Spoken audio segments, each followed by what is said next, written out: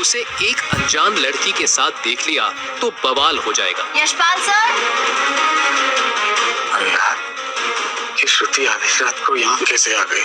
अगर इसको गलती से भी पता चलेगा कि हमारे साथ यहाँ पर इस कमरे में एक लड़की है तो भगवान हमारी इज्जत के तो धज्जियां उड़ जाएंगे। सो गए क्या सर? बाहर खड़ी लड़की उसकी पड़ोसी थी और एक अच्छी दोस्त भी थी। कहाँ हो गया?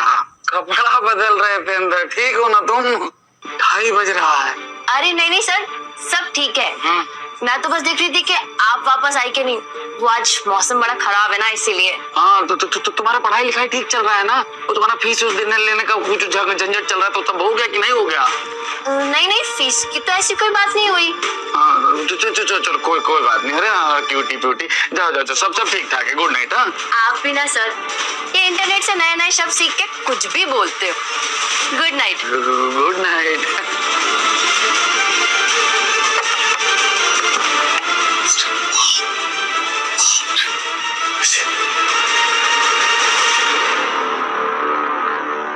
जब बवाल बन के आई हो हमारी जिंदगी में।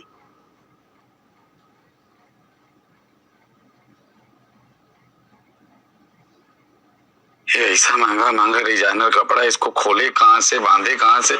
ससुर कुछ समझ में नहीं आ रहा है हमको। प्रभु कुछ तो दिशा निर्देश दो। हे मैडम, हेलो। यश अब उसके कपड़े चेंज करने में और भी ज्यादा डर रहा था, लेकिन दूसरी ओर वो सर्दी के मारे खांसने भी लगी थी। यश ने फिर अपने रूम में रोशनी कम कर और अपनी आंखें बंद कर जैसे तैसे उस लड़की के कपड़ों को चेंज कर ही दिया।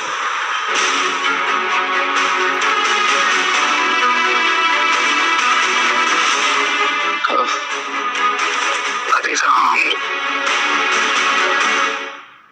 ये लड़की जब सवेरे उठेगी और उठकर देखेगी अपने बगल में किसी अनजान आदमी को, अरे बाप रे, फिर तो बवाले कर देगी। का रिएक्शन देगी तभी। परमात्मा सब जानते हैं, हम सब साफ मन से किए हैं, इसीलिए वो भी हमारे ऊपर कोई विपदा नहीं आने देंगे।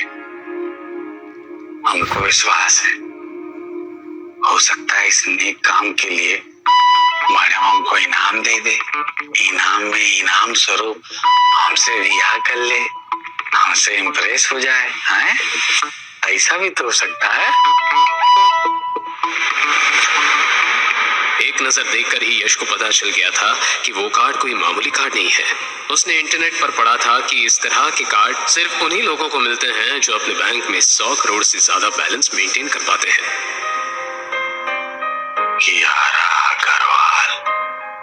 उस कार्ड पर नाम पढ़ते ही यशपाल को एहसास हुआ कि वो लड़की कौन थी। मुंबई की टॉप कंपनीज में से एक था अग्रवाल ग्रुप, और ये लड़की उसी ग्रुप की फैमिली से आती थी। हे भगवान, क्या होगा हमारा?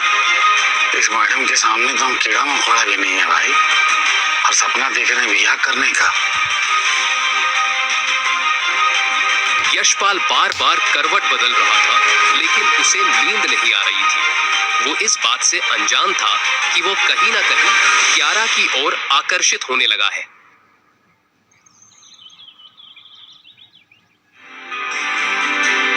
अगली सुबह जब यश की आंखें खुली तो उसने कियारा को अपने नजदीक पाया। उसका हाथ यश के सीने पर था। यश ने कांपती हाथों से उसका हाथ हटाया। दरअसल आज तक कोई भी लड़की यश के इतने करीब नहीं आई थी।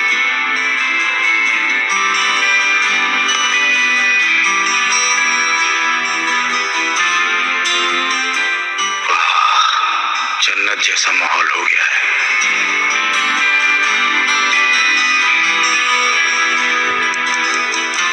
अरे बाप रे, 10 बज गया, आज का सारा बिजनेस चौपट।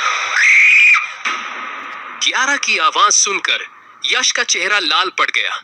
वो जैसे ही मुड़ा, कियारा के चेहरे का हाव भाव देखकर वो समझ गया कि कियारा उसे गलत समझ रही है। जैसा आप सोच रही हैं ना, वैसा कुछ है नहीं, समझी आप? तुम कौन हो? मैंने पूछा तुम कौन हो? अच्छा, आप शांत हो जाइए। हम आपको बताते हैं ना हम कौन है, सब बताते समझाते हैं। अरे शांत हो जाइए मैडम, शांत हो जाइए। आपको पता भी है रात को कितनी पी थी आप? रात को ना बीच के किनारे पड़ी हुई थी। आपको अंदाजा भी नहीं है आपने कितना पिया हुआ था। आंधी तूफान बारिश वो भी आपको हिला डुला उठा नहीं पाई, समझी? वो तो भगवान का धन्यवाद कहिए। महादेव उन्होंने हमको भेज दिया आपके पास। शुक्र मनाइए हम आपको उठा करके ही अपना घर ले आए, नहीं तो परमात्मा ही जाने आपके साथ क्या होता क्या नहीं होता। मतलब समझ रही है? बीच? हाँ। Oh shit. अरे यहाँ इधर है बाथरूम, इधर है। वहाँ कहाँ जा रही? इधर बाथरूम जाना है क्या? अपना हील तो लेके जाइए। वो लड़की बिना कुछ कहे बस रोते हुए यश के रूम से भाग निकली थी, जिससे यश को भी काफी बुरा लगा।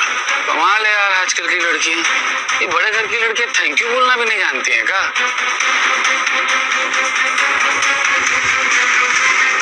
थैंक यू छोड़ो भैया, कहीं अग्रवाल साहब की बेटी हमारे ऊपर केस न कर दे। ससुरा खाया पिया कुछ नहीं, गिलास तोड़ा पारा।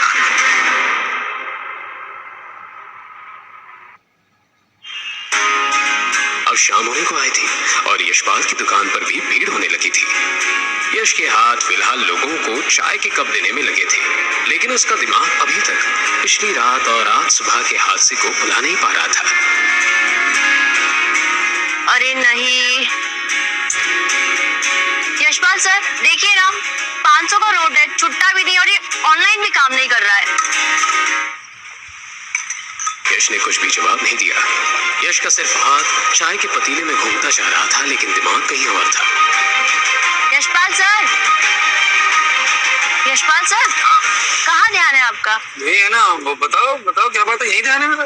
10 रुपए की चिप्स ली और 500 का नोट दिया है, छुट्टे नहीं है, अब क्या करूं? अरे